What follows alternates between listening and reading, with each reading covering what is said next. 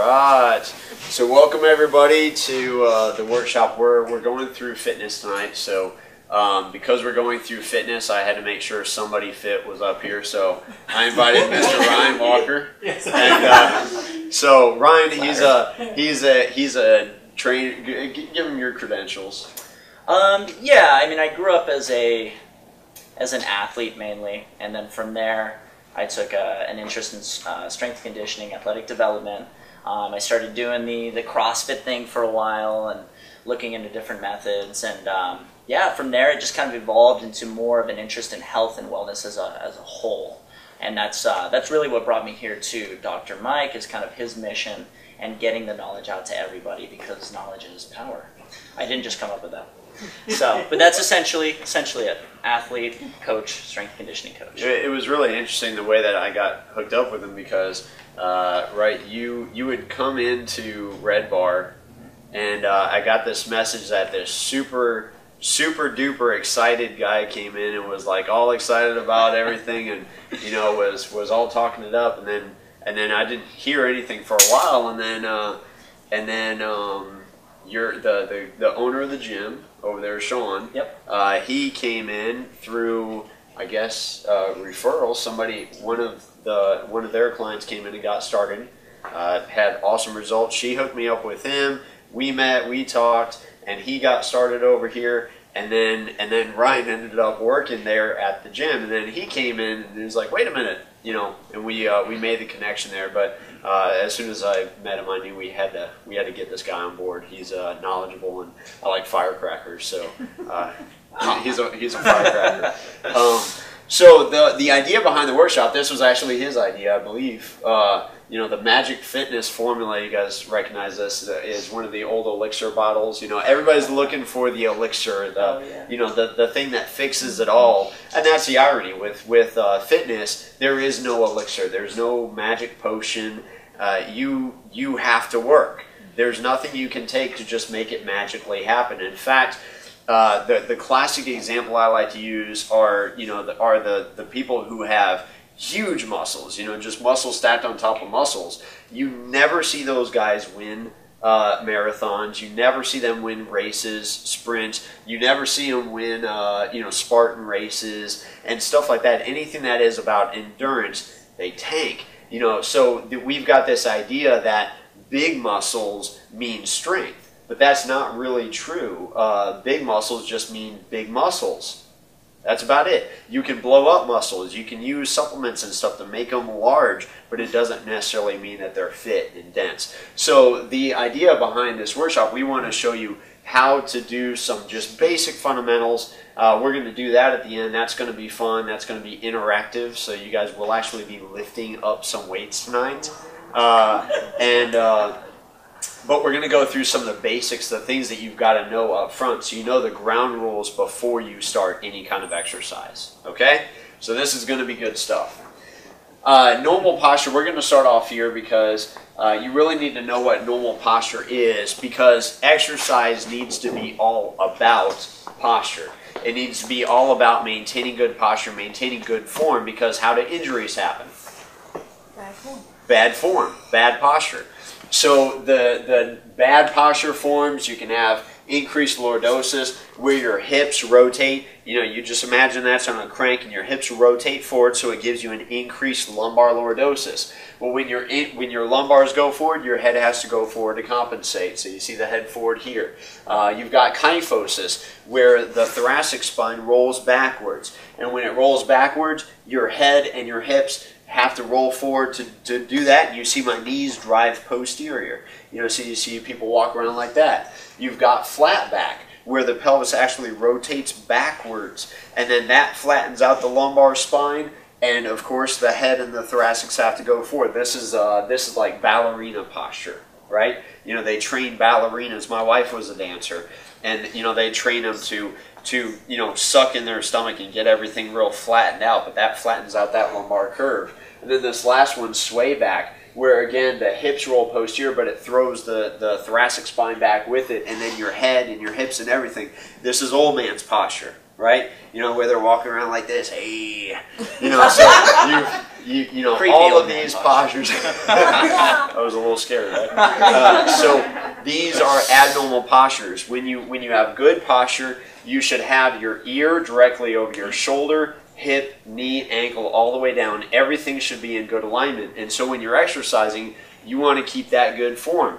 You know, the classic example is people doing dumbbell curls. You know, and you see them, and they're like this. They're hunched over with the dumbbells, their heads forward so that they can see their biceps, right? You know, and they're curling like this. It's terrible posture. You want to make sure that you're always in that good posture no matter what exercise it is that you're doing. Okay? Pillows. This was one, yeah. Okay, so that's pillows. We're going to be jumping back and forth on here. We are taking turns. We're sharing the load tonight. So pillows, earliest date, 9,000 years ago in ancient Mesopotamia. By the way, why am I talking about pillows? Because I hate them. I hate pillows. Pillows are the worst invention ever. And so I'm proving to you right now that pillows are the worst invention ever. Okay? So they were dated 9,000 years ago in ancient Mesopotamia is when they started. And they started as rocks underneath people's heads. Why? Because they were designed to keep bugs out of your orifices. Okay? So if you still have a problem with bugs entering your orifices, right, then you still need a pillow. But that's what they were designed for, just to lift your head up off the ground. But, you know, naturally, the only thing they had at that time was rocks. I took a massive coffee break. Okay. So where we were, designed to keep bugs out of your orifices. Obviously, that's not a problem anymore. So the Egyptians saw this as a status symbol that was reserved for the wealthy. Okay, this is where it really started to come into play because the Egyptians, they would put rocks underneath the pharaoh's heads when they put him in the sarcophagus, right? Because that would lift their head, which was, of course, you know, had to make it into the afterlife, and so by lifting it, they figured it would increase circulation, which is important for dead guys. And, you know, so these were the factors that then went into it. But this started the status thing, that it was reserved for the wealthy. So, of course, what happens? Once Pharaoh gets an iPhone, everybody's got to have an iPhone, right? It starts from there. So then King Henry VIII, he banned pillows for anyone but pregnant women because it was a sign of weakness, right? That was probably after the fact that they started to develop them into soft pillows because, I mean, come on, men sleep on rocks, right? But you've got to have soft pillows, you know, that's a sign of weakness, so they're banned. Then millions now of web pages now sell and talk about pillows despite the fact that this is one of the most worthless items still in use today. Okay? Think about it this way. Of all of the pillows that are out there, and everybody has pillows, and there's literally millions of web pages selling pillows, and everybody's got a new design of a pillow, and they're constantly coming out with new ones. Why is everybody trying to find the next design of a comfortable pillow? Because by nature, they're not comfortable. Right? That gives it all away. They're not comfortable. They're not meant to be used. They're not healthy. They're not good for you. So everybody's trying to, well, you know, we've got the next comfortable pillow. Well, we've figured the problem out. And at the end of the day, everybody's just selling pillows. They're all worthless. Okay? Throw away your pillows. That's the moral of that story. That's me.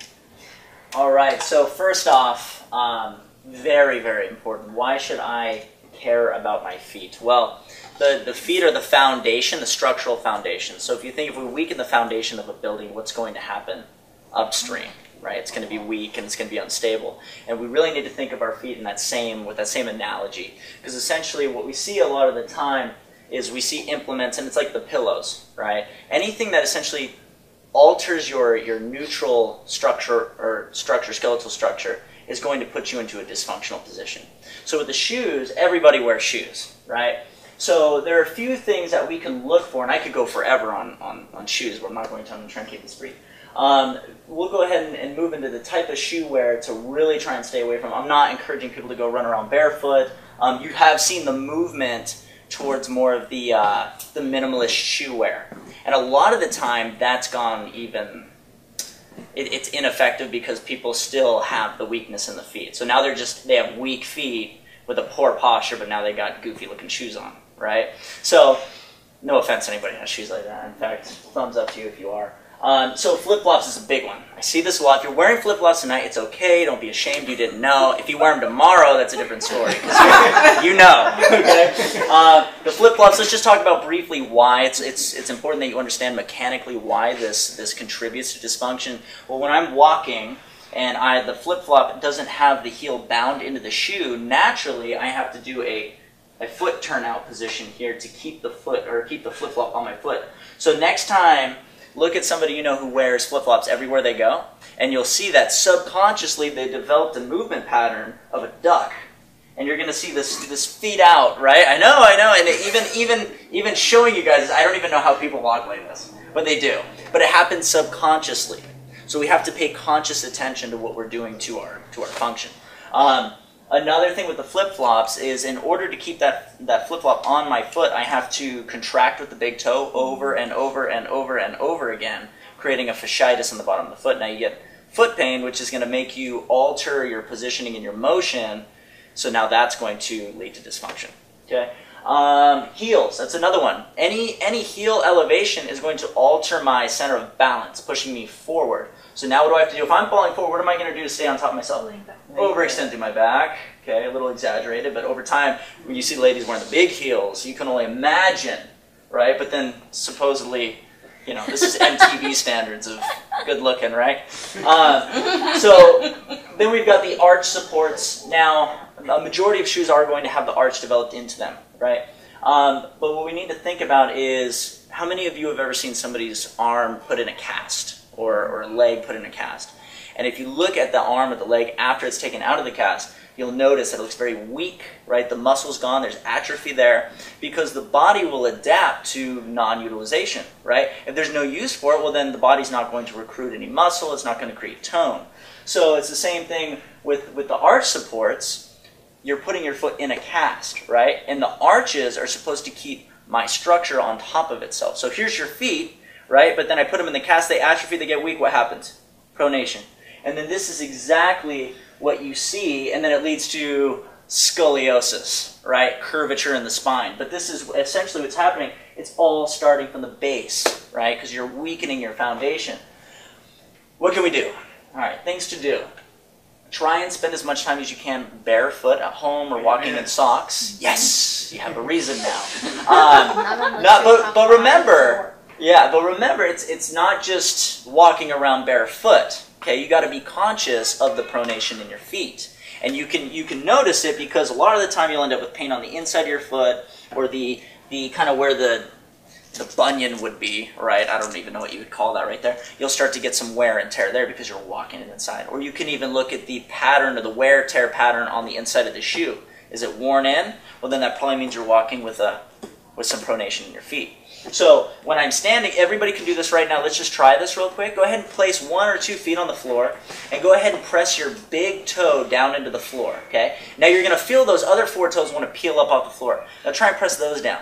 Can you feel how the center of the foot starts to get tight? You might even cramp up a little bit. Really press that toe down, heel down into the ground. And what you're doing is you're forcing utilization and contraction of that arch. Okay, so if you can consciously do that again and again and again as many times throughout the day, you can start to rehab that arch, get it strong again. Okay. Another thing we can do is pick footwear wisely.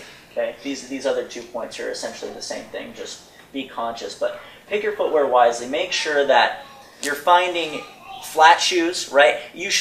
In reality, you should only have enough padding on the bottom of the foot to protect your foot from bruising when you strike. That's essentially it. Because I mean, you think about primal beings, right? I mean, they didn't need to wear comfortable shoes with heels and arches built into them, right? And they were probably very functional people. If you look at a lot of people in the third world countries, they move perfectly. You know, I mean, they're sitting in full squats, which we'll get to in a minute. They're doing all kinds of functional daily activities, as where, you know, we're sat at desks hunched over all day. Okay, so that's it. Kind of going back to the pillows, right? Anything that alters that natural structure is going to lead to dysfunction eventually. So that's feet for you. Then what Yes. kind of recommendation is for, like, if you wanted to start really with activity with walking or running? With walking or running, that's a good question. Coaching is one. If you want to start going into fast gait moving, you might want to have a coach assess, which I can do. I coach running a lot because there's a lot of dysfunctional positions that you're getting into when you're running or when you're jogging that you can't see from the outside. What I would do is I would address the pronation directly first. Make sure that you're not falling, the feet aren't falling in.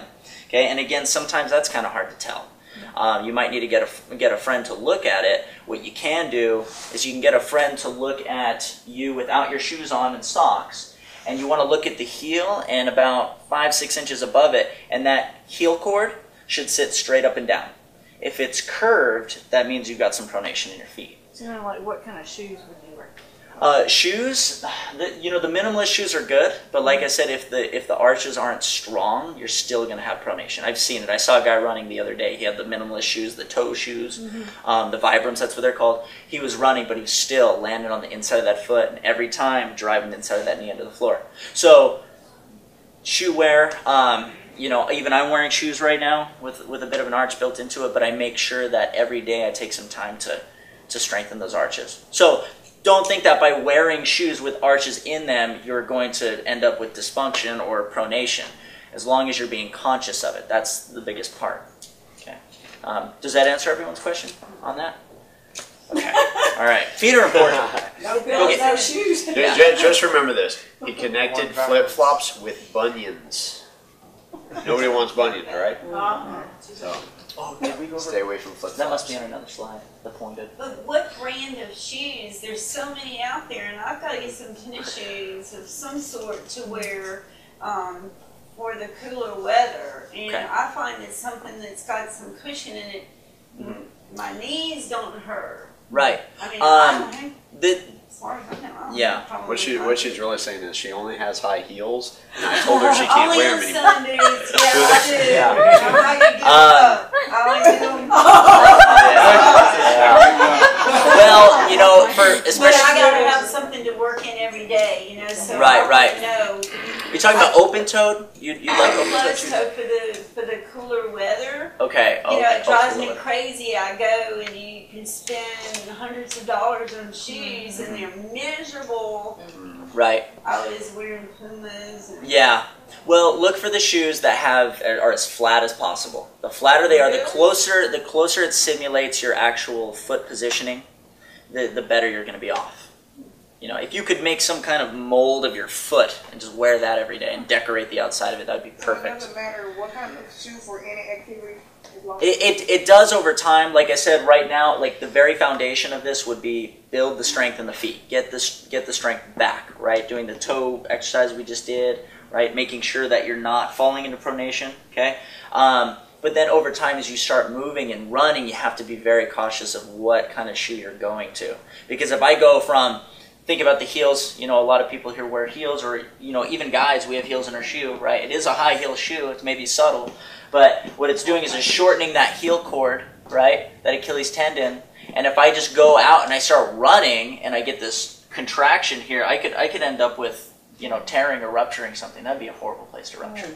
So, so you want to go from slowly start making your way down. You can go to a lot of running shoe stores, and you can say, okay, well, this is my first time looking into a running shoe. What can I use that will keep my heel safe? And then slowly start going minimal until eventually you're flat.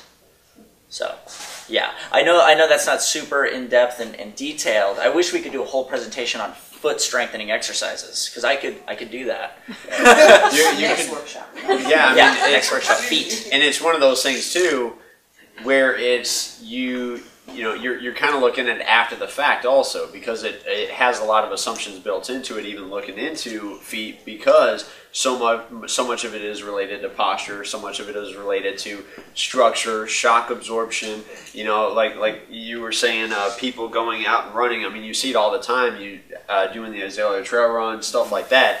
People are out there and they're just running on the insides of their feet, because their posture is just terrible. I mean, there's nothing good about the overall form. So I get what he's saying. It's hard to just say, well, go and buy these shoes, because that's only one part of it. It's just a small speck of the overall big picture. It's really you gotta you got to fix yourself. Yeah, You know? who was it? The Vibram shoe company actually ran into a big lawsuit issue where they said, we'll fix your running posture, and that's where they went wrong, was because it doesn't fix the running, because the movement pattern's still ingrained into the nervous system. You're dysfunctional as far as the nervous system goes with your running gait, right? So they have to go in and relearn how to move again, and that's why we're teaching you today how to move correctly and identify what these dysfunctional positions look like. And you can even do some homework. Next time you're parked at a red light, you see someone running by, you can see, here's one I always see. If I'm off in a distance, this is what I pay attention to. You'll see somebody running, and you'll see a leg just kind of sling out to the side, right? They don't even know what's happening. They don't even know what's going on. And what it is they have no flexibility in their heel. So when I can't get that heel to the ground, what am I going to do? I'm going to turn my toe out, and I'm going to throw it back like this. And that's just one example of dysfunction as a result of shoe wear.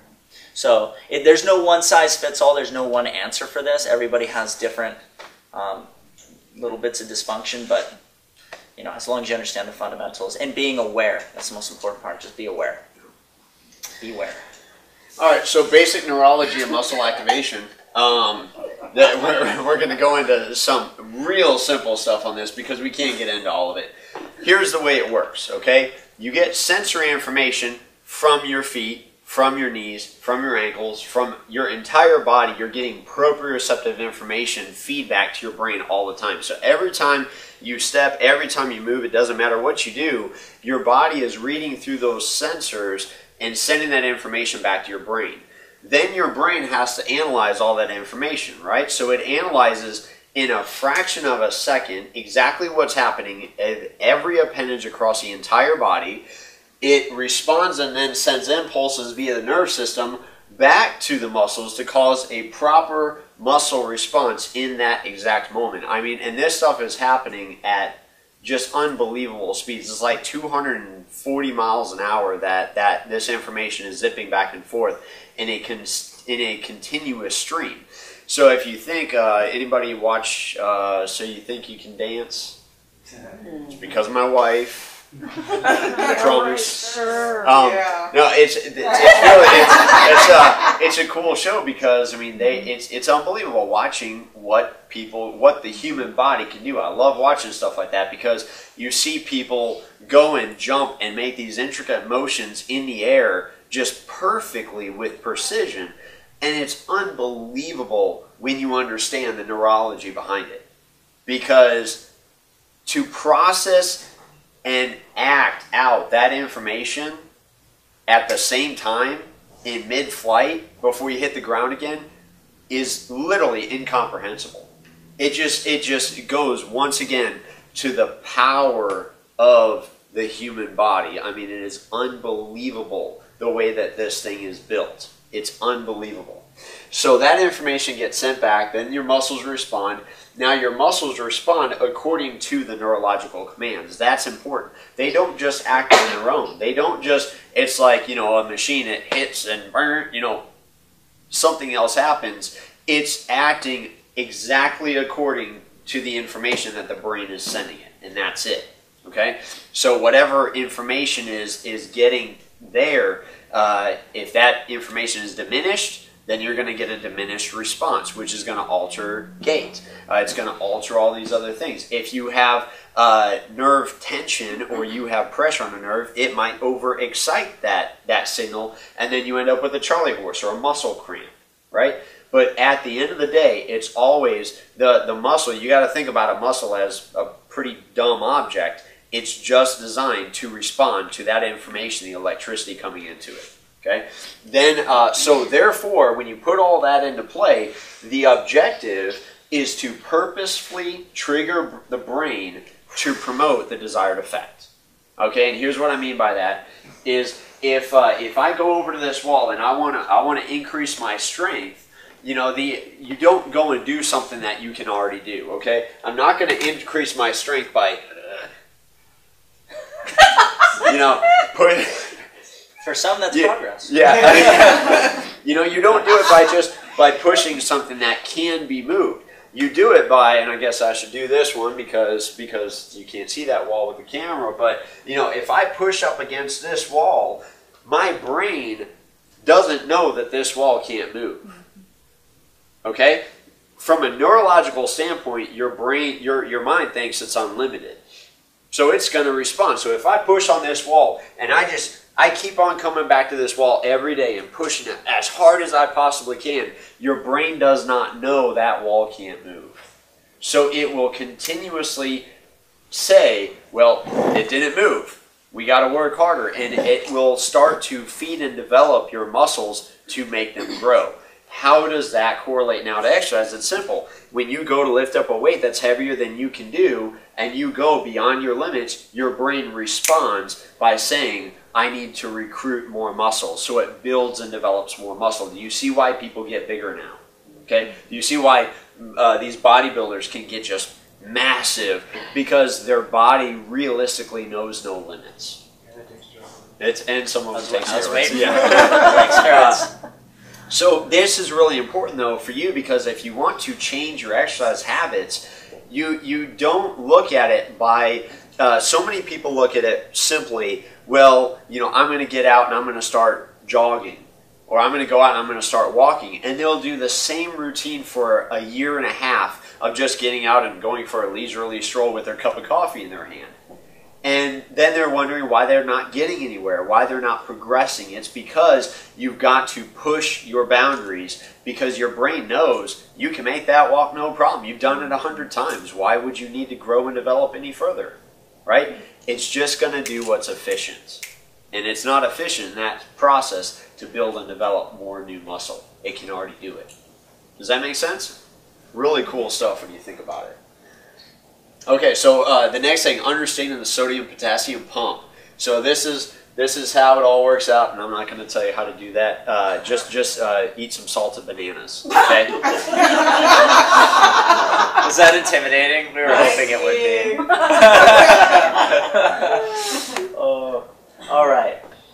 Okay, efficiency of motion versus safety and effectiveness. So I like to look at things from a primal standpoint because we kind of have to. Genetically, we haven't changed very much at all in the past 10,000 years. We're still function like people who should be out hunting and fishing and climbing and building fires from scratch.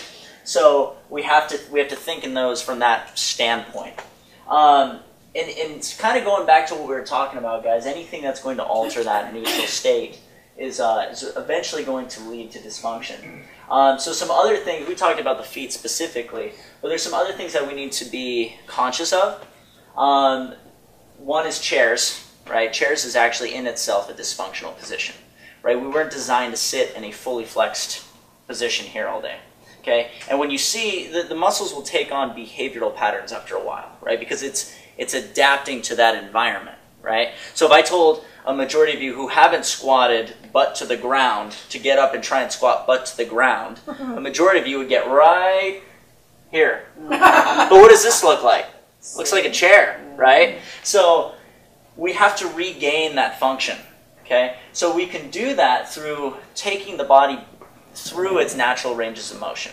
And you'll see this a lot of the time. Like I said, the muscles will take on behavioral patterns over time.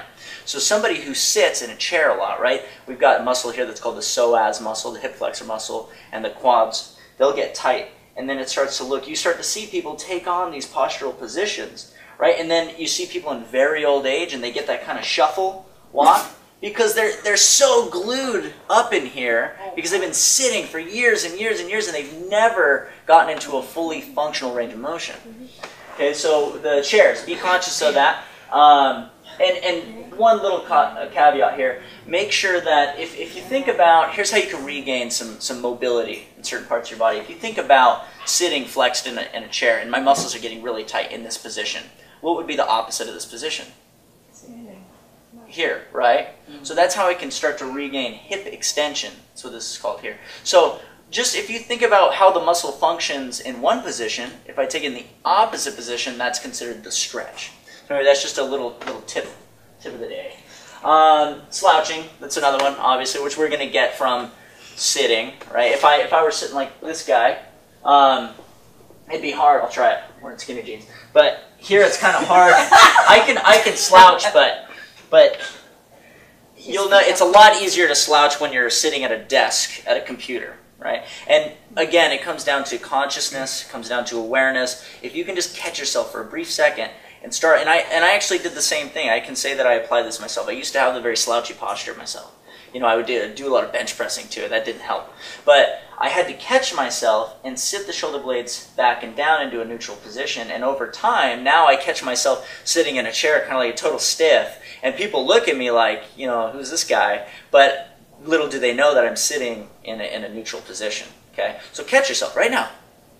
Anybody caught themselves? Like, yeah, I caught it, but I'm comfortable. Another one, not a whole lot we can do in certain situations, but working against your circadian rhythm. So this is kind of going more into the endocrinology, the hormonal aspect of things, but we were designed to rise with the sun and lay down with the sun, right?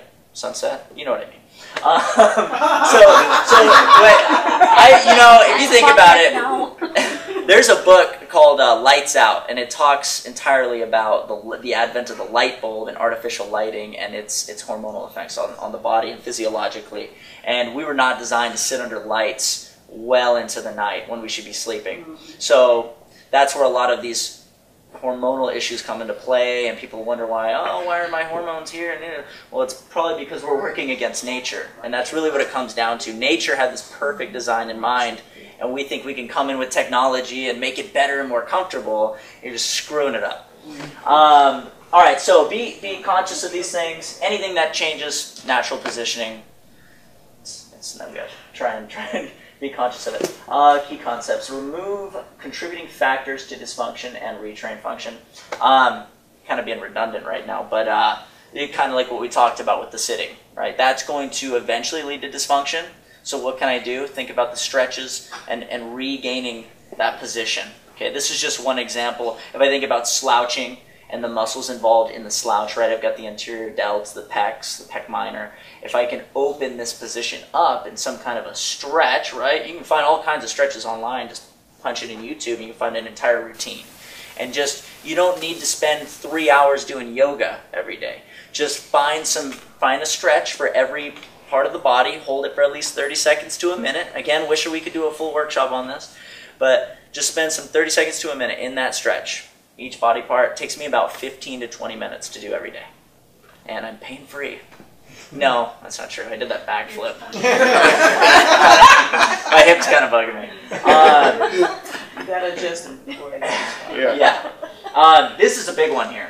If there's no need, the nervous system will adapt. And that's what we were talking about. The body will adapt to its natural environment or to its environment that you placed in. So sitting, again, try and squat where you can end up 90 degrees in the hip. Here you'll see glute inhibition, which sounds like a big word, but that's an example. I see it all the time, actually, because like I said, I look at these things. I look at movement patterns in people. I assess people structurally when they're not looking. That made it sound really creepy. But I'll see it all the time. People come over to the neck thing, and they'll do squats. But when I squat, naturally, I should break at the knees and hips simultaneously, which we'll get more into. But I see this all the time. Yeah. Oh. Yeah. Like trying to rip their heads off. But all you see is a knee bend. Now, if you think about that, when we're sitting with our butts in a chair all day and we're pancaking our, this area back here down, right? It loses its ability to function, to turn on, and the nervous system now kind of finds an alternate route, right? Because now it's like, oh, well, we don't need glutes anymore, right? So it finds somewhere else to put some energy, right? So we need to learn how to retrain these positions, which we're going to get into later. Okay. I'm really glad, by the way, that you didn't knock yourself out doing the backflip. He comes in on because I would have had to teach all this stuff. Okay, so muscle contractions. You're going to go through this one too. It's going to be a good one. Yeah. All right, now we are going to do a little movement. So we're going to teach you about the 3 different muscle contractions. And they look like big words, but they're really, if you kind of look at the roots of the word and what's kind of synonymous with them, you can figure out, we can create little, what are those called? Homonyms? Ways to remember them easier. I don't know, homonyms, I don't even know what that is. Mnemonic devices. Mnemonic. Yeah, that's it, mnemonics. So the concentric, just think of it as the rising up or the contraction of the muscle. Here I put the moving up or final movement of the exercise. So we're going to actually put this into play.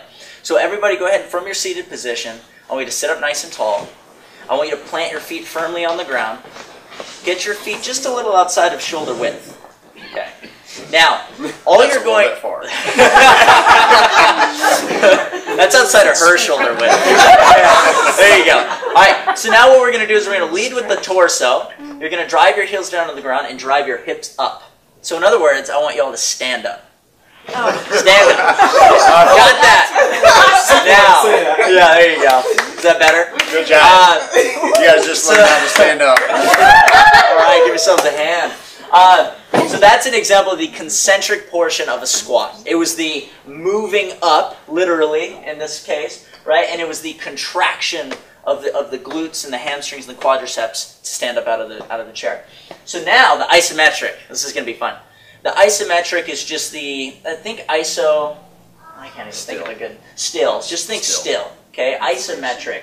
And holding a static position or moving against an immovable object, kind of like what Dr. Mike was doing when he's pushing against a wall, that was an isometric contraction. In fact, absolutely. Bruce Lee, everybody knows who Bruce Lee is, right? That was primarily what he did for strength and conditioning, was isometric contractions. I learned that from Bruce Lee. Yeah, that was Bruce Lee. It was his mentor. So there's two different ways I can move against an immovable object, right? And I can get the motor neurons or the nervous system firing off and turning on more muscle fibers, or isometrically. So there's different positions we can hold this from, but right now what I want everybody to do is I want you to, again, break at the knees and the hips simultaneously. So when I say break, I want to see break. So I want you to think about sticking your butt back just a little bit. You don't have to over-accentuate, but just a slight bend at the knees and the hips. And I want you to slowly sit your butt back, try and find that chair, and right when you find that chair, stay about 1 inch above it. 1 inch above it. Why don't you keep going? If you feel like you're going to collapse, don't go any further. And I want you to hold that for about 5 more seconds. Okay? 1, 2, 3, 4, 5. Stand. Okay? Yeah. Do you see what 5 seconds did to you? Yeah. Pretty amazing, right? Now, here's a little. This is a caveat too, but a little tip for variation or progression in difficulty. If that was really difficult for you, you could not even get close to the chair. Well, then how could I, move away from that a little bit? I could just come maybe a little bit less flexion through my hip and hold this position. So for some, this might be hard. For some, this might be too easy. So you'd move down a little bit further. Okay. So you see how you can vary the intensity. And then the last one's going to be the eccentric portion of the movement, which is the lowering. Okay, so it's the return back to the initial position. So what I want everybody to do now is we're going to do a 3-second eccentric here. So that means we're going to take 3 seconds to slowly lower your butt back into the chair. Okay, ready? So we get our feet just outside shoulder width. We're going to break at the knees and hips simultaneously. And 1, 2, 3, and sit. Okay. That was perfect presentation, because now everyone's back in their chairs. That was the perfect order. If I had ended with concentric, it would have been, you guys would be standing again. You'd have to go through all that work of sitting again. So does that make sense? The 3 different, you don't have to necessarily remember these words. But if you want to, just practice it. Every time you get up, you're sitting at the restaurant all, concentric!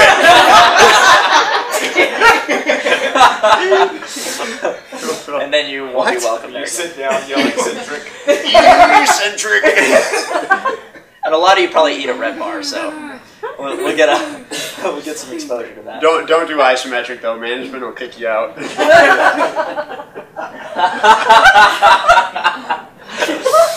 All right, midline stabilization.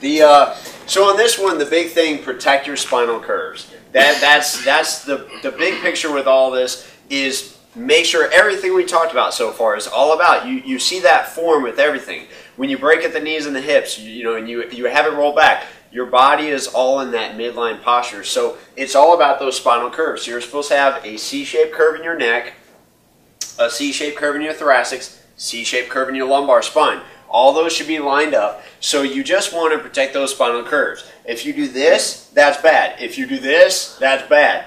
If you do this, that's bad. Any of these things where you're breaking that posture forward or back, you want to see those things. So that's the only excuse for guys to watch themselves in the mirror when they work out, is if you're looking for your curves. The rest of it's just cheesy, okay?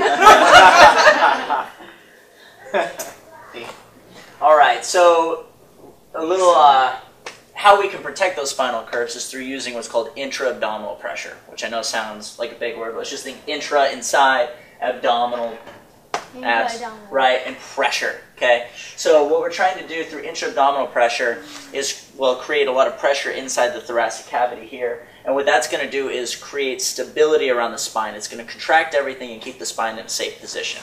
So some people do it right, some people don't, but I'll see it all the time. If you've ever been in a gym, you'll see some people, the way they're breathing when they're exercising, you hear that, and then they breathe out as they're coming up, right? So what they're doing is creating intra-abdominal pressure. So what you're doing is you're just trying to maintain that neutral spinal position. So if I were to go and pick something up and I didn't have intra-abdominal pressure, I wasn't stable here, I would go to bend over and just flop right over and go to pick it up, and now I've got this rounded back, which a lot of times ends up a herniation, right? Or a disc pops out the back. So intra-abdominal pressure creates rigidity in the spine and protects the spine from injury. Just said that. Herniation, just said that. Always use okay. Redundancy. In fact, we can go ahead and try this. Can we try this? No. Yeah. Yeah, let's try this now. Yeah. So everybody go ahead and sit up nice and tall, because first off, we need the spine to be in a neutral position, right? And this isn't neutral, sitting back. So remember, we want that nice C-shaped curve in the cervical spine, the thoracic, and the lumbar. So sit up nice and tall, okay? And there's a difference between tall and overextended, okay? Now I'm just throwing more extension into my lumbar spine. So just nice and tall. Think you got a string in the top of your head and just pulling up nice and tall. There you go. All right, now here's what I want everybody to do. You're going to take a deep breath in, and you're going to try and let it out, but restrict it.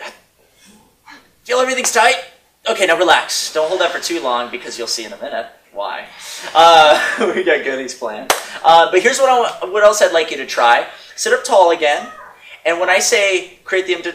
That's a big word. When I say breathe out, try and breathe out, you're going to restrict it. And then what I want you to try and do is put some overextension in your spine. You'll notice that it's very difficult. So right now, staying relaxed, nice and tall. Overextension. Go ahead and just kind of get those shoulders back. Feel how you can flex through your spine pretty easy, right? Now sit up nice and tall. Now ready? Now try and flex. Feel how it's tight? Everything's tight. Okay, let it out. I don't want anybody to get hurt. We should have had people sign waivers. Just look over and like veins are popping out of your head. But did you notice how it's very difficult to open up, to extend, and to flex? That's what I'm talking about. We need to keep everything. We create this shrink wrapping around the spine, and then we protect it through movement. Okay? That's what happens when you don't do it right. We need to turn up the audio. Crank it up, crank it up. That was such an awesome clip. Warning, MPD and the producers insist that no one send any videos of themselves or others performing any dangerous activities. We will not open or view them. Oh, this is so bizarre, man. I'm so buff. I'm so buff. I'm so sleepy. Have you seen that before? Yeah, all the time. Yeah. Flexed out. What, like dudes in the gym, like, oh, we're doing it now. Yeah, sometimes you're like flexing out, and you just flex out. It's like passing out, except you flex out. Okay, but look at the weird crew of people watching this flex out. I'm so strong!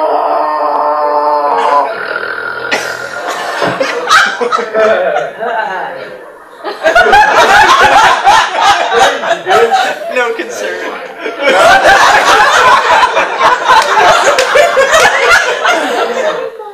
Your friend's laying on the ground, dude. Some of you are like, why are we laughing at that? That's awful. This one I could not get to. To link in here for some reason, but I gotta make sure you see it anyways. So this is just another version of flexing out. Also notice the spine when he lifts. Here we go, come on. Oh. Get up, get up, get up, get up, get up, get up. Yeah, there it is. Nice.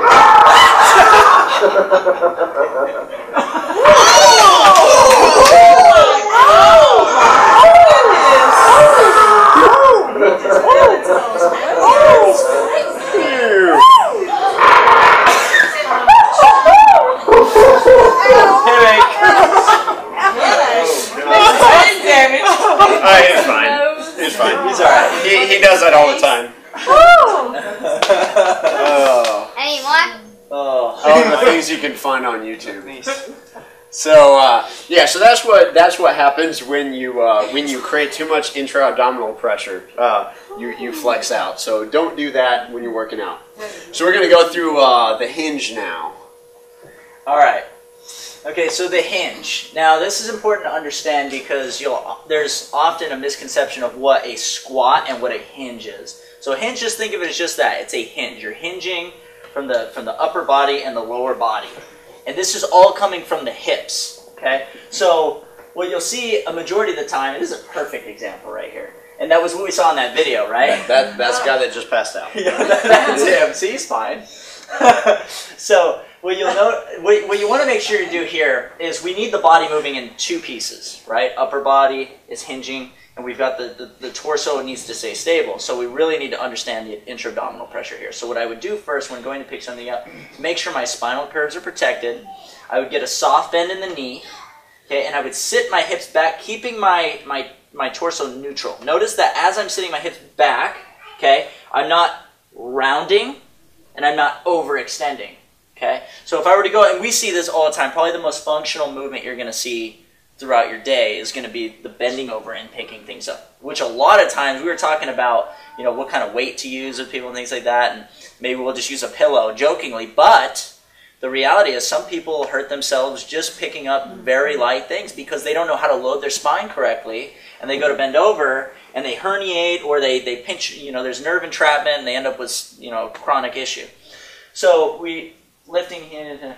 Another thing you'll see is people will run out of room, basically. They'll run out of slack. Because if I look at the hamstring insertion point, here's the hamstring. It's mainly what I'm loading up here are the hamstrings. Okay, so a lot of people are most of the time very tight through their hamstrings. So when they're tight, they're not going to open up anymore. So what are people going to do? They're going to default to either knees in, or they're going to round to the back, or worse, they're going to do both. Okay, so that's, I guess there's 2 points there. Make sure you're maintaining flexibility or full range of motion throughout all your joints, all your muscles, and understand that you need to load the hips appropriately and keep the spine stiff and neutral as you're bending over to pick things up.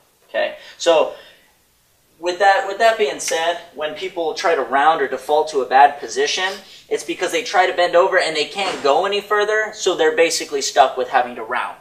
So what I would say is in a situation like that, drop the hips lower. So I get here, can't go any further, drop the hips down. Now it becomes more of a squat exercise because now my knees, I've got knee flexion with hip flexion. Now it's not just hip flexion. See what I mean?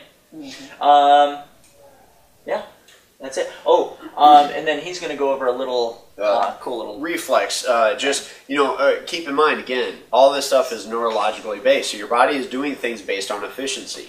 So if you're really tight in your hamstrings, like he was saying, you're not even going to think about it. It's just, it's efficient to bend at the back, you know, because your hamstrings are not allowing you to go down. So obviously you got to get down. Your target is picking up the pillow. So if that means bending here at the back, that's what you're going to do, because in that moment you're not thinking, that pillow's down there, my hamstrings have me up here, you know, I got to work those out, you know, and you're, you know, it's just, that's efficient, okay? So here's a neat little trick that you can do if you are getting ready to work out, just to loosen things up quickly, understand that this is a neurological process. So everybody stand up, unless you have an injury that doesn't allow you to bend forward. Do use your best judgment on this and be careful, but what I want you to do is bend forward and try to touch your toes, and just pay really close attention. Just kind of hang there. Don't over force it, but see where you are and kind of measure in inches how far you are from the ground. Okay? So you wanna see where you are from the ground. Okay? Just however you need to. I mean, just whatever is efficient. That's what you want to check. Now stand up. Okay, and what you're gonna do is find your collarbone here, your clavicle. Okay. Now come down to the rib head right below that. You'll find a gap. Okay, where right underneath that, you'll find a gap in the ribs, okay? And then you can find the one right below that too. And just rub those points out, okay? Right next to your sternum. It's probably going to come in right next to your sternum, okay?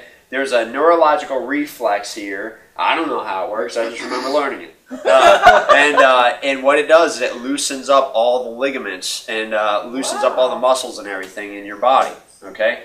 So rub that out. You'll feel it's sore, right? Yeah. But after rubbing that tightness out of there, okay, should be just about there.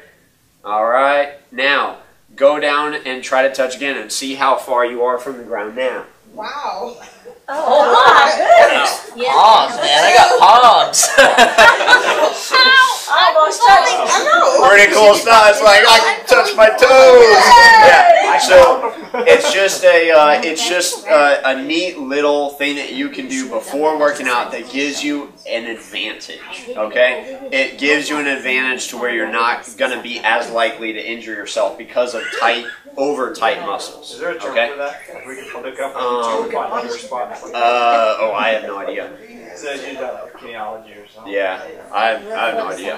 That's the only one you know. Yes, reflexology is probably a good term. I'm out of tricks. So maybe reflexology for loosening hamstrings. yeah. That'd be good. All right, so that's it. You guys can have some.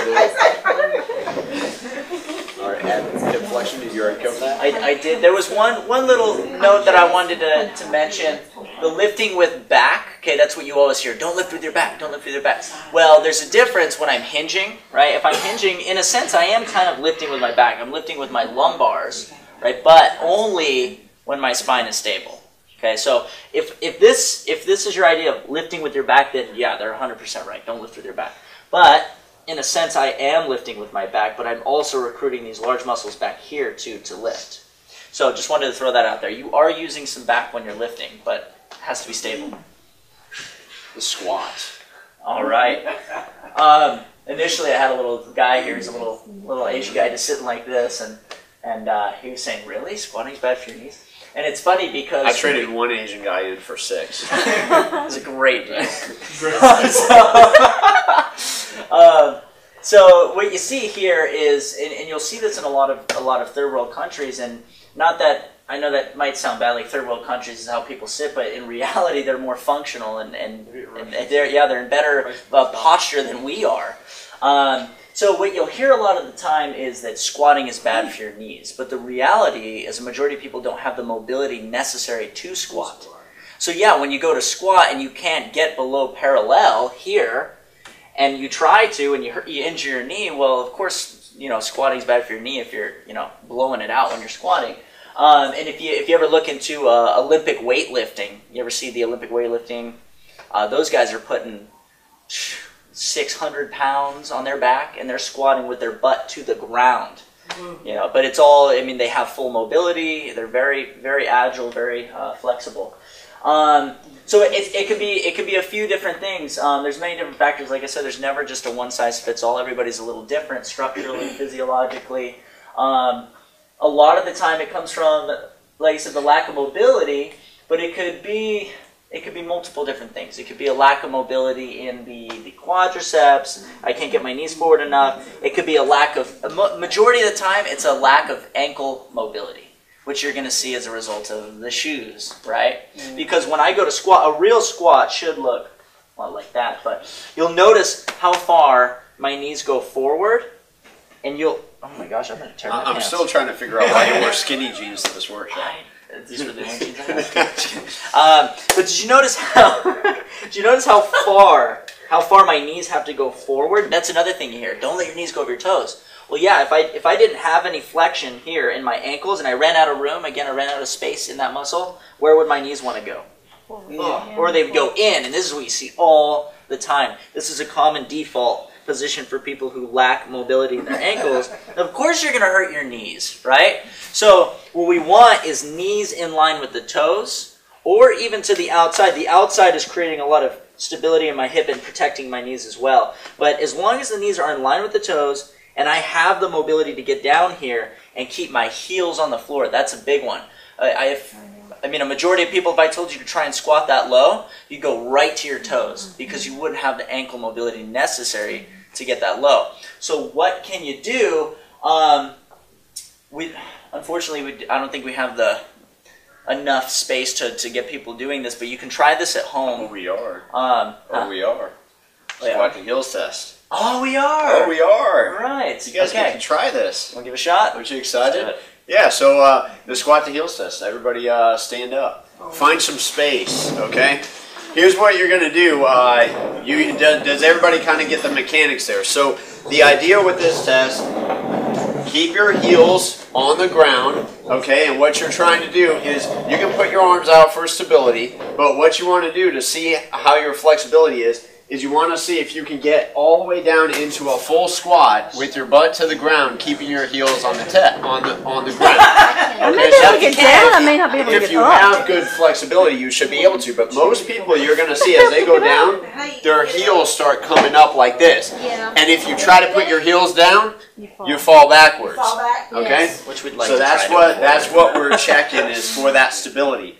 So if you're not sure you're going to be able to do it up against the wall. That's fine, you know. But you want to see, can you get your butt all the way down to where it touches your heels? I actually did. There you go. There you go. With this, no. Yeah. Tennis shoes, no. Yeah. See, a lot of you, your changing your feet are I was really it with bowing this, out. and I was able to do it. Yeah, you're amazing. I How can I do You it? really want to keep I can do it with pretty tennis shoes. much neutral. I mean, like I see some of them back here. I mean, they're coming down like that. Yeah. So So also notice, those of you who are squatting, notice where your knees are wanting to stay in alignment with. Are they staying in alignment with your toes, or are they falling to the inside of the toe? If they're falling to the inside of the toe, again, that's your nervous system trying to find a way out. Okay? So, yeah, if you're noticing this, don't go any further, because all you're doing is loading that the inside of your knee. So for this test, ideally, toes forward or in a neutral position is best, because you're not going to hurt your knees. Well, I can't say you're not going to, but there's a very low chance of you hurting your knees unloaded. I mean, if you're just roasting a marshmallow, you're fine. If you've got a barbell on your back with 300 pounds and you're trying to lift it, then yeah, I would turn the toes out a little bit. Because when I get that low, my knees my femurs want to turn out, but when I keep them in this forward position and I try to go lower, they want to turn out, but the ligaments in here aren't letting them, so I have to turn the toes out just a little bit. But if I go out too far, which, by the way, is another problem with the duck foot stance, is now, right, as my foot's out here, my knee is very vulnerable to medial rotation, right?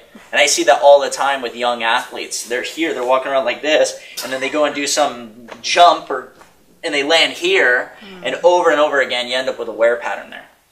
So, one last little thing that I wanted to mention, if you have somewhere at home, this is what I was really talking about. If you have somewhere at home that's stable that you can hold on to, I wish I could, I don't even know if there's like a pole in the middle of your living room. or your bedroom. Right here. I don't keep it in the living room. So, if you have something stable, it doesn't matter what it is, as long as it's not going to fall over on you, okay, disclaimer, don't grab onto something that's going to fall on top of you. Oh, we should have found a video of that too. Yeah, so we're just going to grab onto something and sit back into your heels. I'll bet any of you could sit back into your heels. Let's say I'm holding onto something, you could probably get here. Yeah. Make sure the knees are in line with the toes, the heel is not coming off the floor. You'll find an end point where as far as you can go, hold that position for 2 minutes minimum every day. Now, and it sounds bad, but when you're holding yourself, you're just kind of almost relaxing in that position. What you want to do is get your center mass forward enough till over time you can counterbalance here.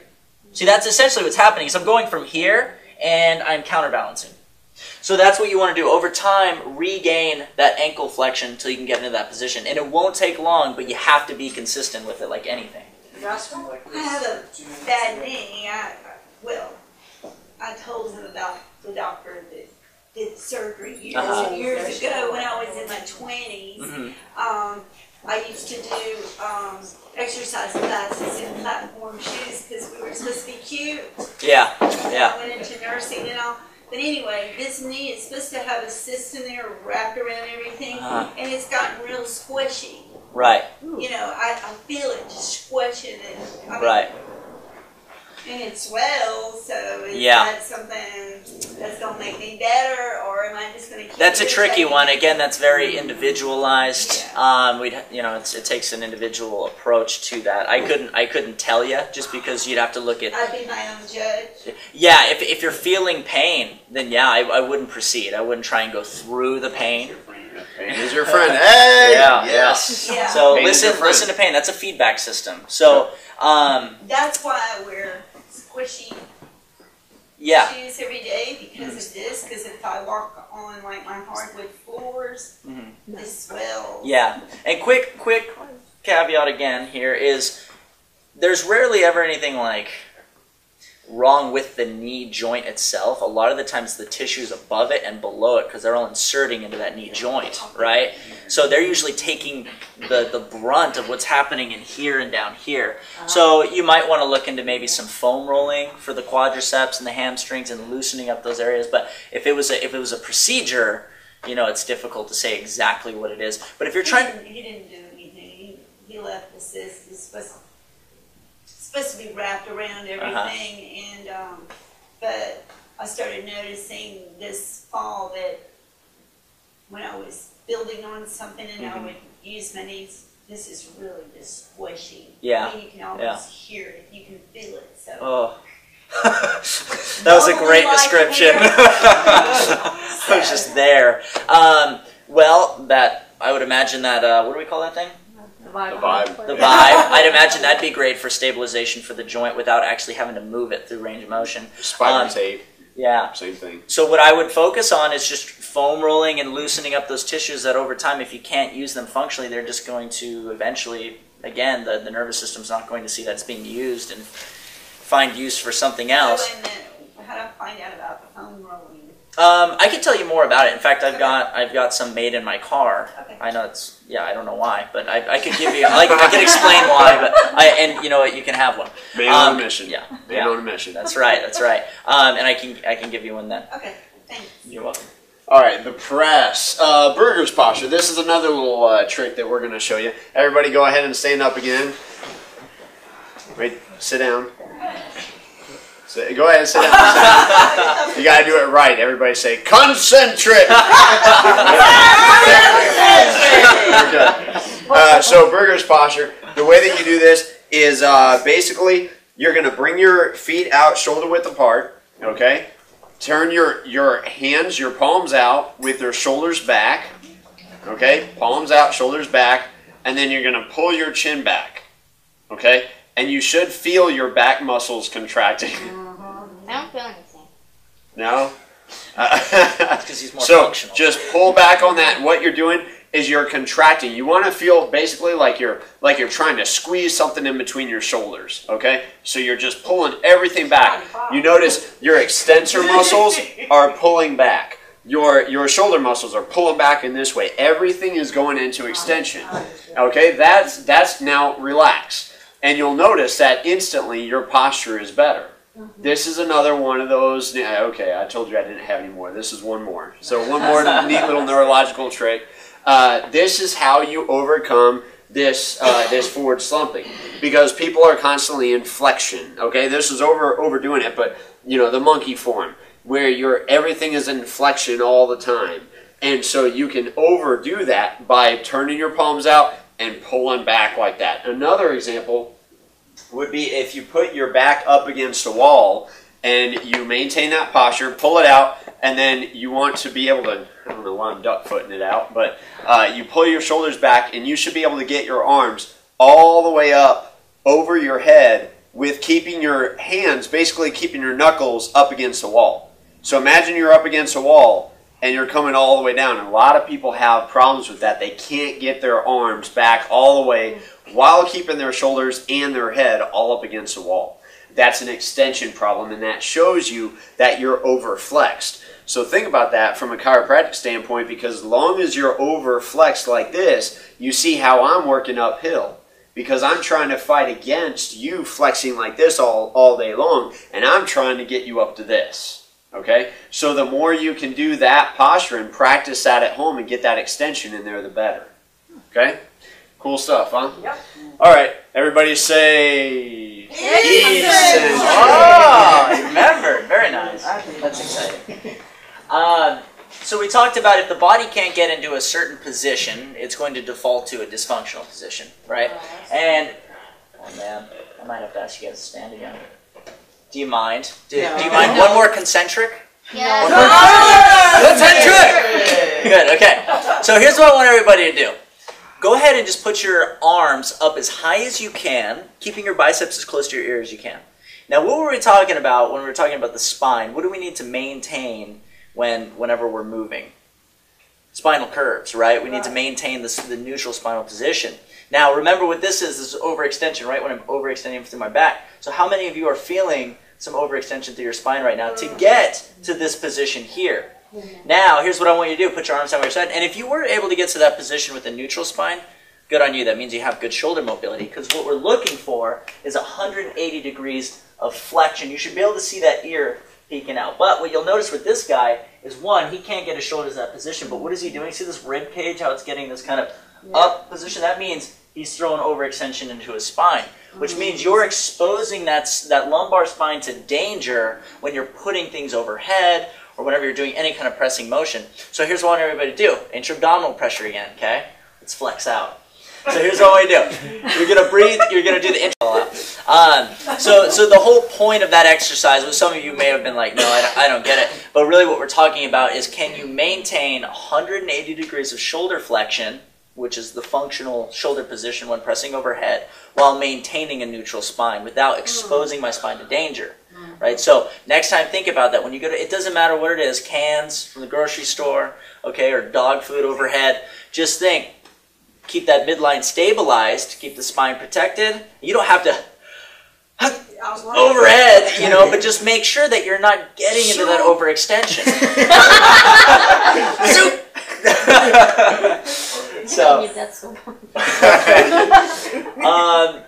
All right, this is a very, very important one. How many of you guys get kind of like pain in your shoulder, more on the anterior part right in here, kind of the front side of the shoulder, like almost like a pinch? Does anybody get that in their shoulder, like a pinch?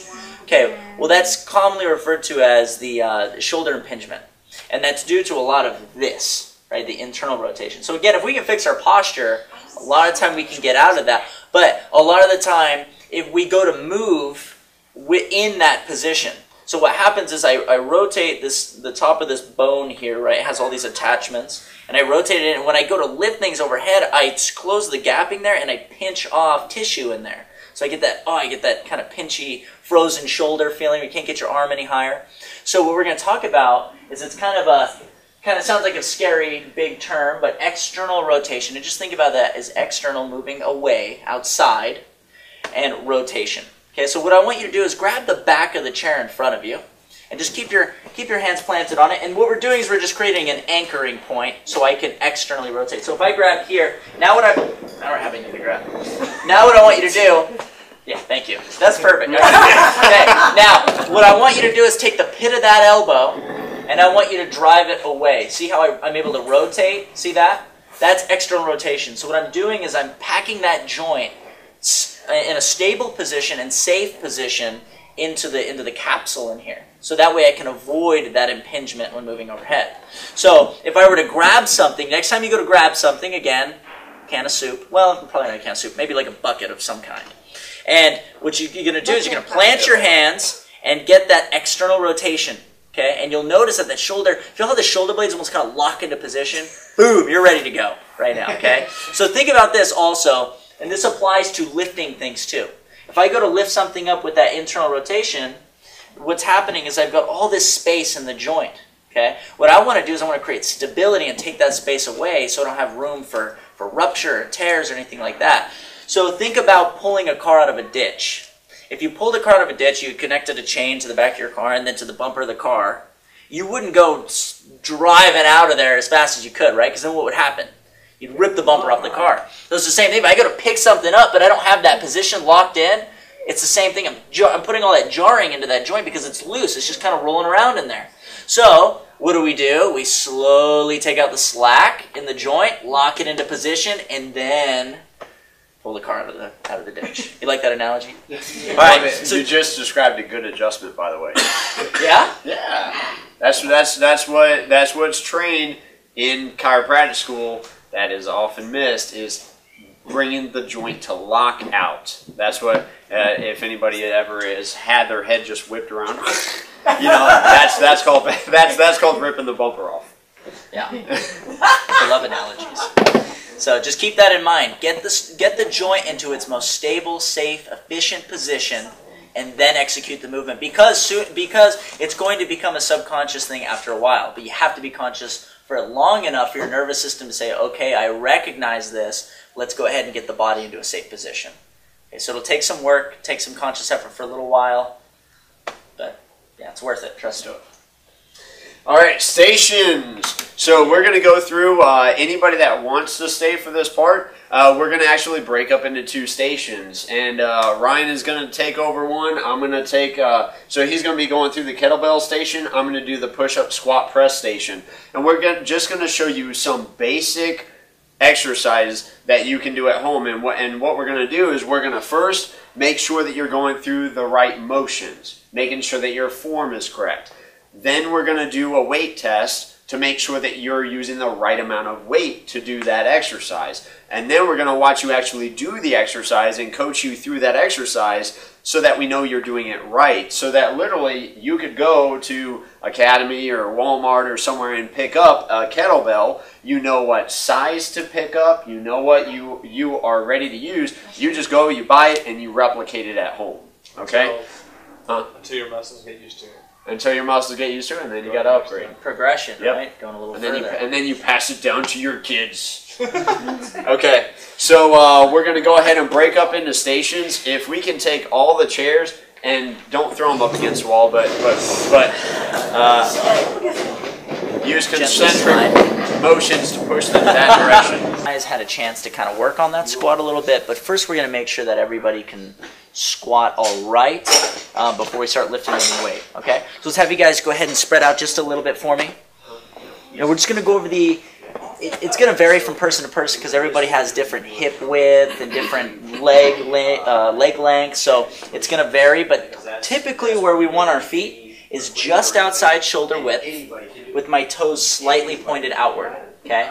Now, again, what we want to focus on is breaking at the knees and the hips simultaneously. So what we want to avoid is this and this. We want a little bit of the both. Okay. So when I say break, I want everybody to go ahead and break at the knees and the hips. Okay. Good. Okay. Go ahead and stand.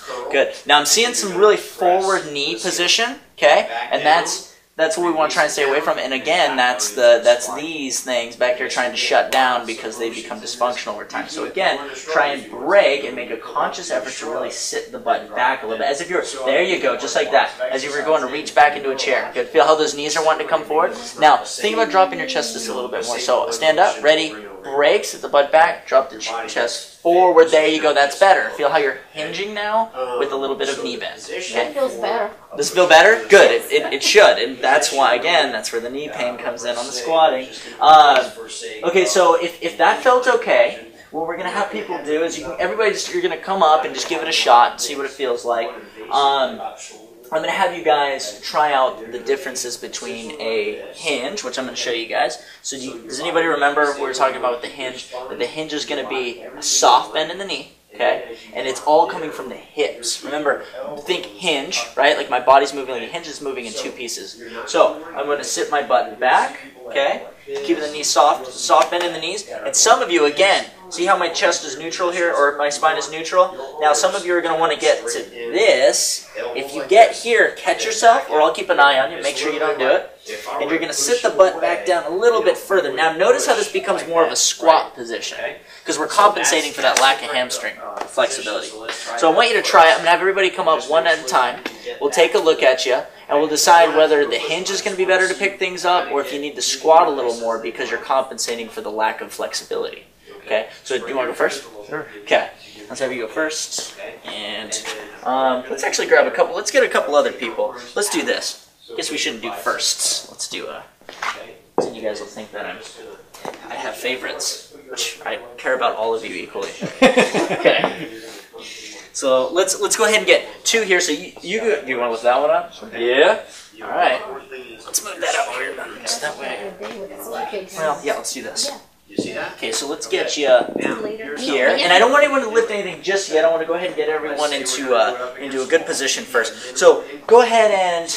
Yeah, let's just get somebody just randomly run up to one. I'm gonna have him go ahead and try that one. Okay, so don't lift yet. Let's get you. Yeah, you wanna get on that one, bud? And then, hey Danielle, why don't we get you on that? All right. So the closer the object, the more control I'm gonna have over it, and the less my body's going to have to compensate to reach out and keep control over it. So I want you guys to almost be straddling that thing. Get nice and close to it. Good. Now it should be directly underneath you almost. Now everybody, go ahead and get a soft bend in your knee. Now keep that chest nice and tall. Remember, you got a string attached to the top of your head. It's pulling you nice and tall. I'm maintaining my natural spinal curves. And what I want you to do is sit your butt back. Allow that chest to come forward. Really sit that butt back. Now, how many of you are running into problems here? You feel like you got to round a little bit in the back? Or can you maintain that position? You can maintain it? I feel like there's a lot of stress on the lower back there. A lot of stress? Okay, so if you continue to sit your butt back and let that chest come forward, you feel that stress increase? No, it decreases. It's gone. Okay, good. So go ahead and continue to hinge if you feel okay. Okay, feel good, good. Everybody okay? Starting to run out of a little flexibility there? Okay, so notice how you're having to drop the hips down. Again, it could be jeans, and I feel you on that. No? Okay, so... Yeah. So what I want you to do is go ahead and... Can you descend the hips any further than where you were? See, that's a good back position, by the way. Good. Now go ahead and grab that kettlebell handle. Now, keeping that chest up nice and tall, go ahead and drive those hips through. Now, that's 50 pounds, so if it feels like it's going to be a problem, just go ahead and let it down. But if you maintain that spinal position, you should be good. Drive those hips through. Stand. Okay, now here's very important. When we're putting it down, a lot of people want to rush and go ahead and set it down, round it. Go ahead and soft bend in the knee again. Keep that chest tall. Sit the butt back and hinge right back how you picked it up initially. Perfect. Okay, so do you see kind of the variations there? How some they ran out of flexibility and they had to drop the hips down and turn it into more of a squat. Okay, and that's functional application in the real world. If you go to pick something up, okay, drop the hips down if you have to compromise spinal position. Well, is it healthy just to bend over like that? If the spine is in position, yeah, if the spine is in position. I can do this, and yep. It's not going to compromise. Yeah, you can do that. That's fine. So for those of you who are able to pick it up and hinge, all right, in fact, we'll go ahead and show everybody this one. Go ahead and get back down into position. Grab the kettlebell. Chest nice and tall. Don't worry, I'll get around to you guys and we'll go through all this. Okay. Now, so go ahead and stand it up. Remember, keep that spine neutral. Drive those hips through. Now, here's what I want you to do. We're going to go over the swing. Okay. And I'm actually having you guys back up just a little bit. Good. Now, the swing, it's a hinge. That's essentially what the kettlebell swing is. Okay. Yeah, make sure you're hanging onto it tight. Okay. Now, what I want, again, a soft bend in the knees. And I'm going to load my hips up by dropping that chest forward. And what I'm doing is I'm creating kind of this rubber band effect, right? I'm winding up some torsion right here. And then from here, notice everything's locked into position. And then I'm going to squeeze my butt as tight as I can. We're keeping my arms locked in. Don't try and lift it overhead. And just drive your hips through. Keep your arms straight. There you go. And you should feel like, yeah, that's going to be a heavy one. So yeah, just focus on this, guys. Opening the hip and driving, and really be aggressive with that drive. Okay, that looks good. And open the hips. Yeah, feel how you generated some motion there. Okay, so go ahead and everybody set that down for a second. I want to demonstrate just a kettlebell swing real quick. Okay, so the kettlebell swing is. It's the epitome of a hinge. Okay? I'm hinging at the hip, and I'm driving with my hamstrings, my glutes, and my lumbar spine. Everything's locked into position, and I'm using all this extension to generate power. So you'll notice, when I'm first starting the kettlebell swing, I'll get into a good tall position, and I'll break the knees softly, and I'll drive my hips back, torso forward, and then I'm going to squeeze. And if I continue this motion, right, see how it starts getting a little higher, right? But it all comes down to me being able to close my hips efficiently and keep my torso nice and long. Yeah, that's essentially what it is. So when people watch kettlebell swings and they're like, oh, I can do that, and they try and like lift it up. You're not really. Yeah. That's not what you're trying to work out. No, right. So it's not as impressive as it looks. No, I'm just kidding. But it teaches you how to use these hinging muscles, back these extension muscles with efficiency. Okay, so let's try that one more time. What I want you guys to do is just get a little bit of momentum going and give me about 5 swings with a little bit more swing on each one. The highest I want you guys to go is maybe eye level, but if you feel this happen, stop immediately, okay? Because remember that chest needs to stay up tall, spine needs to stay neutral. Okay, so go ahead and sit the butt back. Okay, good. Remember, we're opening up, we're hinging. Now squeeze and let it come back down. Open, squeeze. Good. That's a good swing. That's a great swing. Good. Yep, yep. And especially with 50 pounds, you got to really drive. You got to really drive those hips through. Good. Very nice swing, man. Good. All right, go ahead and set it down. Okay, so the whole idea to go through that was to show you the different transitions in lower body movement, right? The squat is essentially going to be a combination of knee bending with hip bending, right? And then the hinge is going to be more predominantly hinging here. But this is also very, this is determined by hamstring flexibility. If I don't have that, sometimes you need to compensate here. But just always remember, prioritize and protect your spine. Okay, if you have to compensate, find another way, but make sure that it's an efficient position. That's why we went over all the fundamental movements today, was so you know what efficiency and safety looks like and you can identify it. Okay? Yeah, absolutely. That's what I'm saying. This would be great because, see, it's still at a good incline, okay? You know, you can still turn your arms out and then come straight down into this position right like that. And it's stable. So, you know, as I wouldn't do it on this though. So you might try this one and see it might actually be easier. Yep, that seems like it would be. Now see, she's tall too, so she's working against leverage as well. Is that far enough? Yep. Okay, so go ahead and get a little bit closer. Good. So we know that you have a tendency to want to really drive those knees. So good.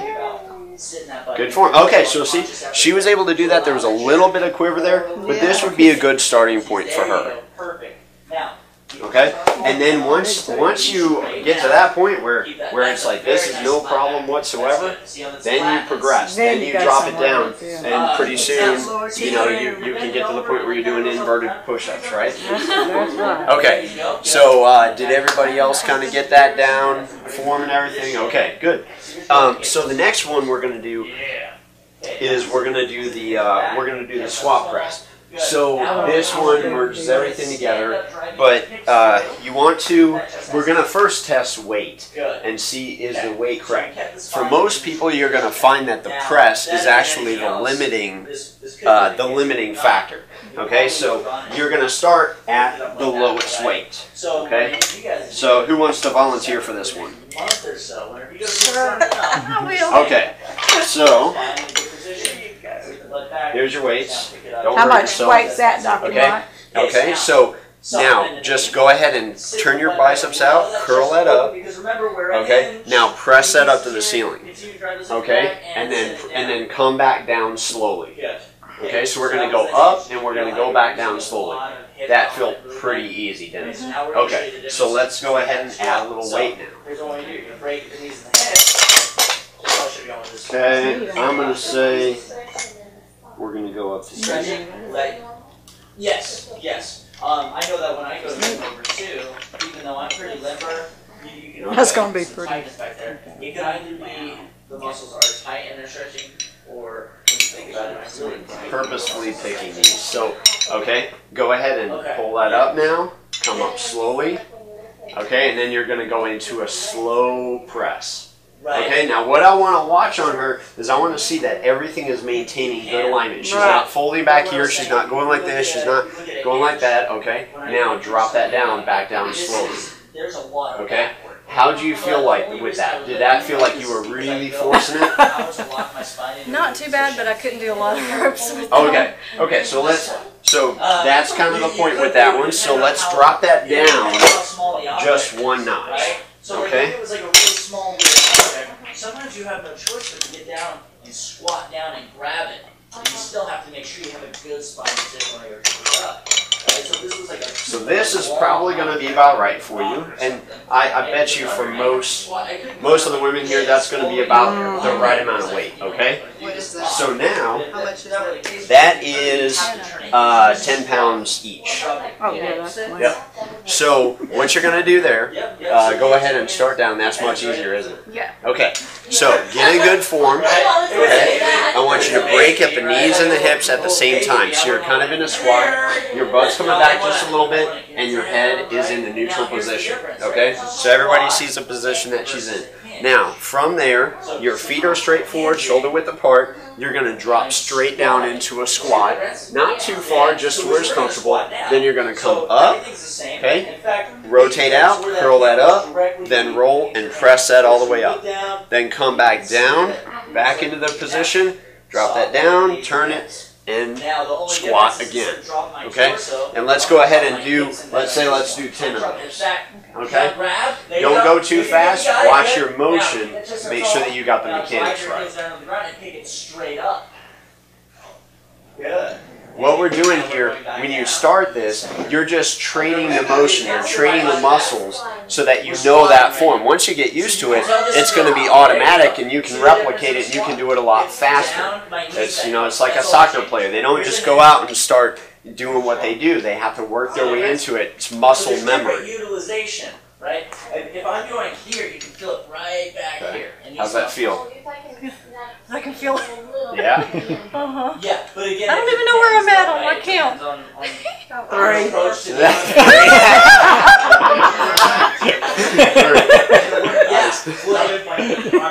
I lost count at 3. I know. Alright, I think that's 5. Okay, let's speed that up just a little bit. You're finally getting the muscle memory. So down, roll up, curl, press to straight.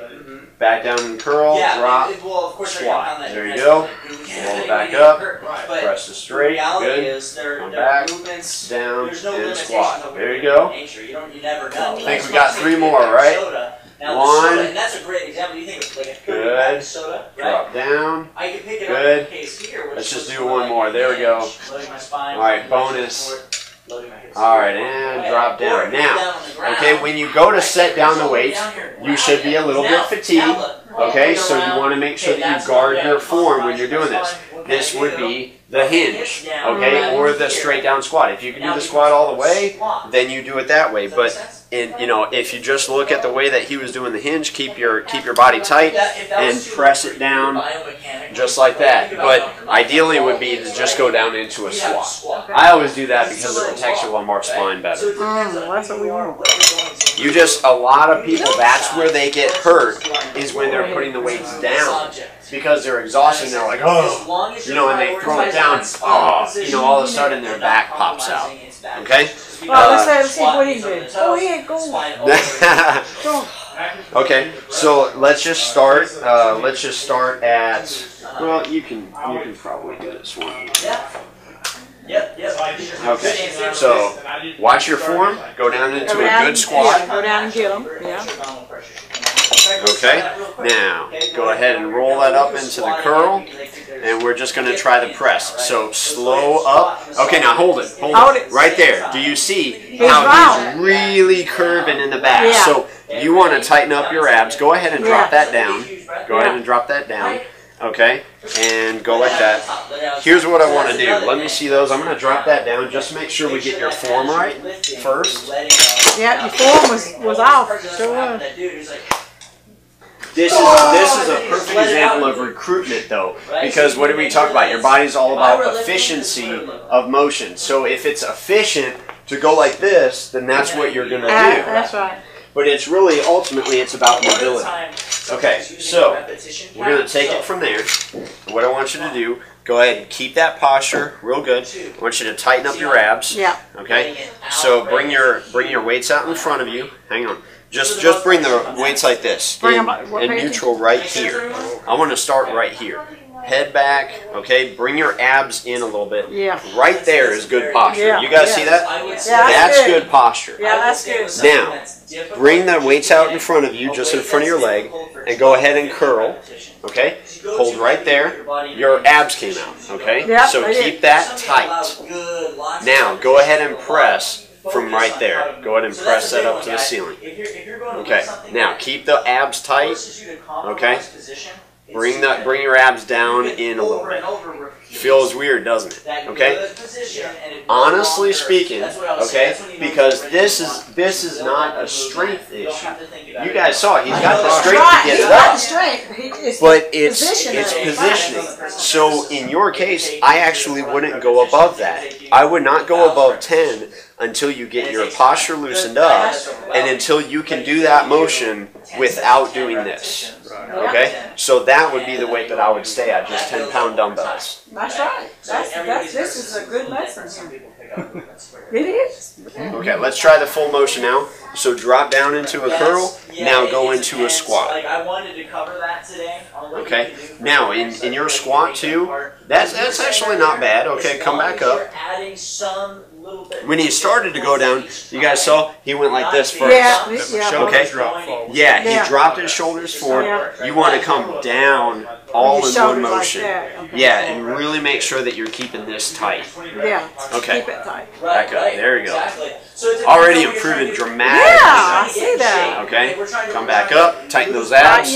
Tighten those abs. No, bring that forward. Just like that. There we go. Okay. Now drop that back down. Curl it down. Okay. Go back down into a squat. Okay. Huge improvement. Yes. Huge improvement. That's the whole purpose of this. We want to see that kind of stuff happen so that now I know he's safe to go home and do this stuff and replicate. But just don't lean back. You got to keep this tight. You got to be real careful because you can pinch up your SI joints and your lumbar spine. And that'll hurt if your the neck. weights are heavy enough, you be doing like that guy. Yeah, flex it out. Okay, cool. That was all right. good. That was good. Who's next? Walking with these things. Who's next? You will? Okay. I will, but Let's start here. Okay. She's a beast. I know she can do. Okay. All right. So come into a curl right there. Okay. Bring that up. Good posture. Okay. Now press all the way up. Okay. Actually, she does pretty good with this, right? We could use a little bit more shoulder motion. Come back this way more. So you could use a little bit more here, but that's just a flexibility issue. Okay. So go ahead and come back down. All right. Drop that down. Turn them out, and then go into a squat. Okay. Very good. Back up. Okay. Turn that out. Curl and press up. Very good. Okay. That it? That's it. Really? Yeah. I did it. You did it. Wow. Yeah. Now that's probably so. For you guys, just go and get a 10-pound pair of dumbbells. I got it. And you guys can both work on the same weights because that's good for your that's good for your strength level is going to be right about there. And with you, it's just a matter of getting the flexibility there. All right. Okay, who's next? I'm learning so much. Okay. So let's practice the squat first. Okay, before we pick up the weight. So straight down into a squat. Keep your butt back and keep your head back as you go down. Very good. Okay, good. You're nailing the squat. Okay. Hung up there. All right. Now, so go ahead and from that position, turn your biceps out and curl that up. Oh my God. Okay. Now try the press. I think this might be. She did better than I thought. Yeah. I can do it, but they're heavy. Okay. All right. Now drop that back down. Okay. Now go down into a squat. Okay. A little bit of instability, mainly in the knees on this one. Yeah, you can tell her knees shimmy just a little bit. So you might even want to go a little bit lighter on these until you get that stability there. So let's go ahead and drop that down. Let's go down to 5 pounds. But like I said, going to the like I said, I was getting very comfortable first. It's freezing cold in here. The air kicks off after a certain time. But like I said, notice how a lot of you that felt very. Yeah, we should probably turn the air up. Okay. Yeah. It's getting hot in here. Okay. So go ahead and turn that out. And curl that up. Good. Now press straight up. Try to get your biceps basically up against your ears. Okay, that's good. That's really good position. You see how she's in a 180. I mean, that's an awesome position for you. I'm proud of you. Okay, drop that down. Okay, come down like this, and let's go down into a perfect squat. All right. Remember, guys, it's not. That's it right there. So let's knock out 5 of those. Go ahead and just speed up the tempo just a little bit. 1. Okay. You can't just go in press. and do 1. weight with Okay. a movement that you're not even There we go. familiar with. Down. It's like It's all knees on that. You see that? So slow down when you hit that one. She's a beast in the shoulders though. She's got that. 2. Okay. Come back no, up. that's good. That's Press. good. As long 3. as remember you're not Very altering good. this Awesome. position for here. Good. Here. Next Stay one. nice and tall, 4. and it's all from your hips. Good. Good. Yep. Keep your head back on that And over squat. time, Good. there is a little And shoulder involvement. 5. As I pick up momentum, I Good. can lift my shoulders up a little higher. All right. Okay.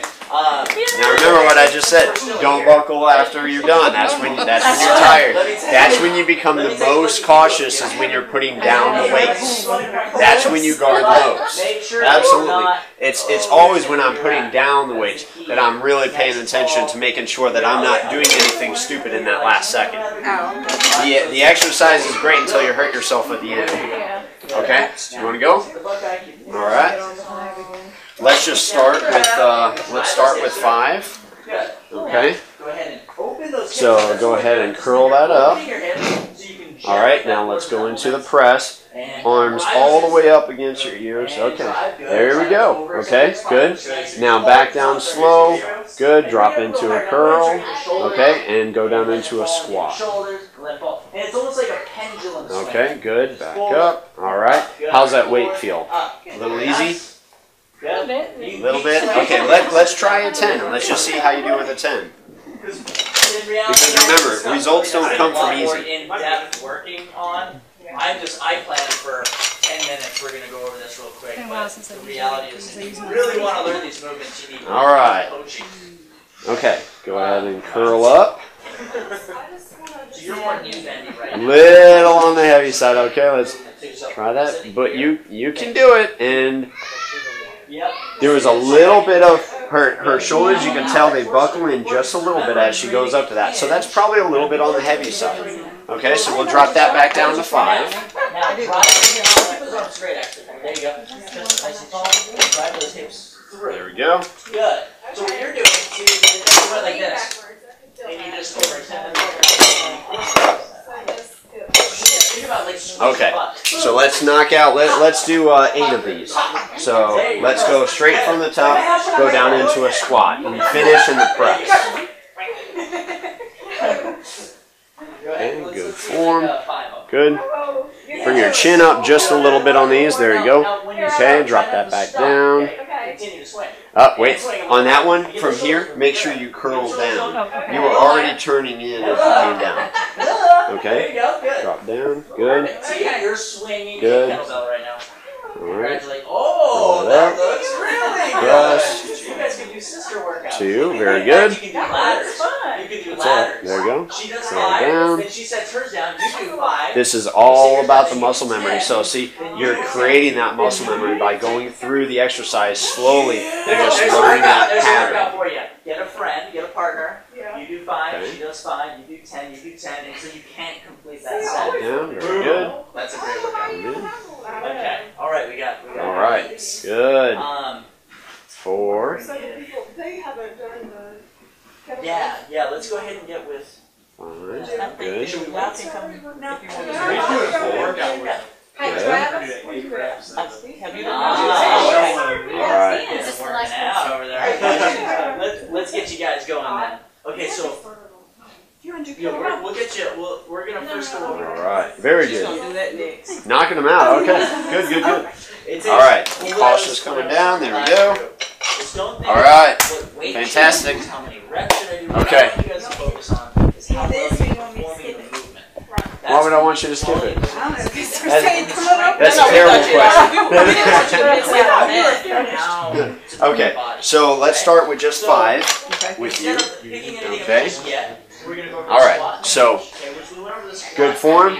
Hips slightly back, okay? Remember the break at the hips and the knees at the same time for the squat. Okay, good. Now, go ahead and curl that straight up, and then roll your wrists as you go into a press. Good. Okay, from right there, how's that feel? Does that feel pretty easy? Bring your shoulders back just a little bit. There you go. How does that feel? So, am I overextended? I don't know if I could take any more because I haven't used my arms and so remember, strain from the head. Okay. you know, Okay, so since we're doing more repetitions, let's just stay at 5 then. Okay. So from there, drop it down. Okay, bring down into the curl, roll down, go into the squat. Okay, back up, good. Curl up, press up, good. Back down, good. Curl down, and squat. Very good. Up. Yeah. See, until you create that muscle memory, it's really hard to get the pattern. So start slow. Because what you'll find, if you just start rapidly going into it, you're going to do that. You're just going to, you know, be throwing the weights around without doing the right form. Go ahead, sit those hips back, reach your hips up. There you go. Good, feel how you're opening these hips, you're opening them up, Very good. preparing these muscles. Okay, you can already see the quiver just start to shake in the arms a little bit there. I have some weak arms. Now that could be some inhibition. Not for long. Right? Because they haven't been I'm able gonna do to work, this. they forgot their function. So stand up. Okay, Time good. Now think about really reaching those hips back with more. So you're probably going to want to start at, say, 10 reps at a time.